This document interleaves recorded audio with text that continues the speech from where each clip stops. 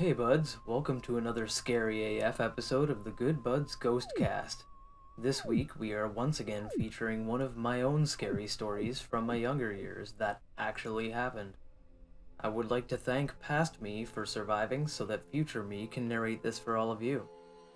My links will be below in the description. Before I get started, it would be awesome if you could like, comment, subscribe, and share this with all of your buds who like dank nugs and dank basements. This story is called The Old Mental Hospital and Why You Should Always Trust Dogs. I will now light the ceremonial incense, if you know what I mean.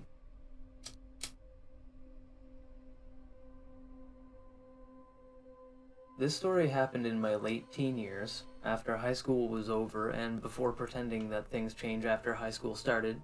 I was an aimless musician slash artsy weirdo with more hobbies than time. I mean, I still am, but I was then too.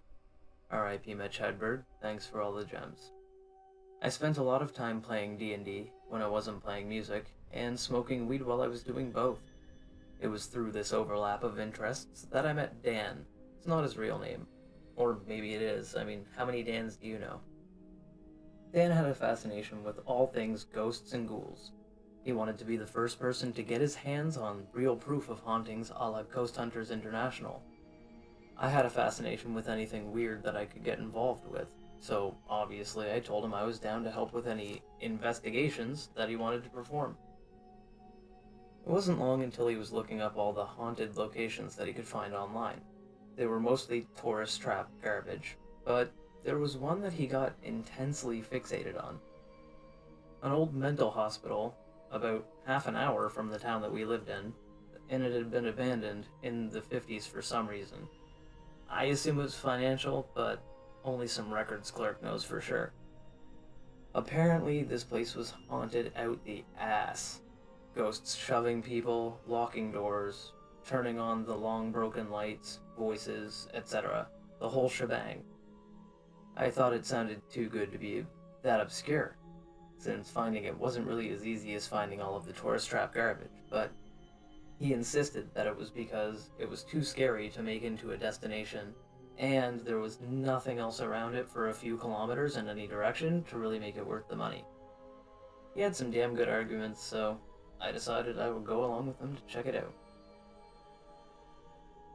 We waited until that evening, and he picked me up in his old beater car, the contents of which included him, his dog Bert, which was short for Albert Einstein, which was a smallish lab mix of some kind, I don't know, a couple different dogs in there, and a duffel bag which I assumed contained either implements to murder me and dispose of the body, or some weed and ghost hunting equipment. For the sake of ruining the tension, it was not the former, or I wouldn't be writing this right now, spoiler alert. It took us roughly an hour to find the building that was 30 minutes away because the entrance drive was mostly grown over and with no road signs to mark the direction, we had to rely on our memory of the map we looked up before. Thankfully for both of us, we managed to find the entrance road after we turned down the radio. Weird how that works.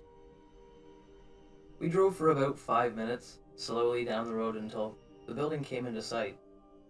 It was a squat, 2-story brick structure that looked like it had seen better days, and those better days were a lot of bad days in the past. I don't think the windows had any glass left in any of them, and the doors were boarded and chained shut. The thing that struck me the most was the fact that on the way in we hadn't hit any barricades. There was no gate or fence or chains or anything. Just the road in, crappy road, and woods all around. I started to think that maybe this wasn't really a mental hospital and maybe some old clerical building or some building that had been shut down because of modernization when Dan spoke up and said, "Hey, there's a sign that says, I'm not saying the real name of it because it'll give away my location, mental health building." So we found the place, and it was fairly unexciting. It didn't look like a movie asylum or anything, with big fancy buildings or huge sprawling grounds, just a few busted-ass buildings and overgrown vegetation. It didn't really stop us from wanting to go inside, though, obviously. We hopped from the car, and I immediately noticed a strange stillness to the night. I chalked it up to weather, but Dan immediately said, "This must be a dead zone," to which I laughed, and I lit the joint that I'd been holding on to for when we arrived. As we talked and started walking towards the building, Bert stuck directly beside Dan's side. He wasn't on a leash, but he was so loyal to Dan that you would have to pick him up and run to get them away from each other. As we approached one of the first floor broken windows to go inside, we talked about the game plan. Dan said I could take point because I didn't really get nervous around spirits like he did, and after I was in the window and cleared the room, he would enter with Bert. I agreed because, like he said, I wasn't really nervous in spooky situations. Something weird happened, though, as I went to climb in the window. Bert perked up and started growling. Fiercely. It almost looked like he was staring directly into my eyes as he did. Dan tried to calm him down and said he'd never seen him act like this before except for one time when a skunk decided it didn't want to be friends anymore, and Bert chased them out of the yard after they sprayed him. I took my hand from the window frame and I stepped back slightly, but Bert's eyes didn't follow me. He was looking directly into the window of the building. I looked inside and I didn't see anything from the fairly clear view that I had of the room, but once I was back from the window, Bert calmed down a little bit. I took this to mean that whatever had scared him had gone, and I went to step towards the window when I saw him show his teeth.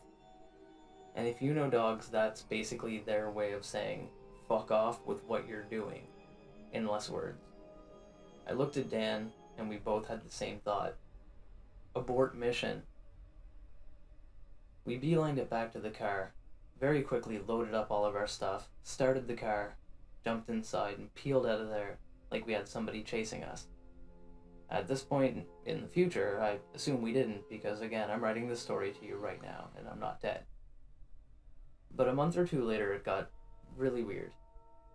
Dan sent me a message on MSN with a link to an article that I've long since lost, and it made my blood run cold.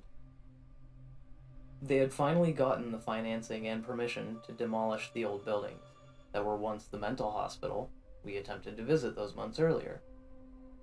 Crews went into the building to clear it out, and they found some rooms that were covered in blood and strange markings. A few body parts were in there, human, but no full bodies, and lots of mutilated animal corpses. The reports say that some of the remains were years old, but some looked as if they were very recent. I'm not certain what happened to that place. After that, I didn't follow the story because I was too freaked out by it. Frankly, we never spoke about that place again, and honestly I've put it out of my mind mostly until writing the story for all of you.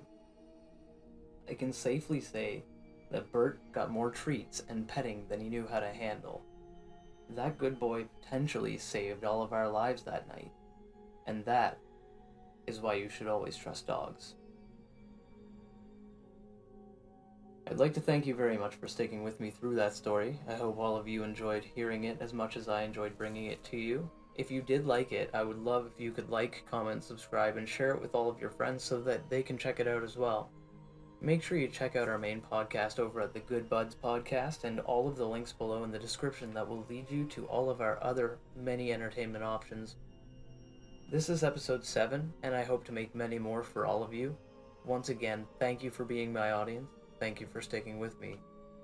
And stay spoopy, buds.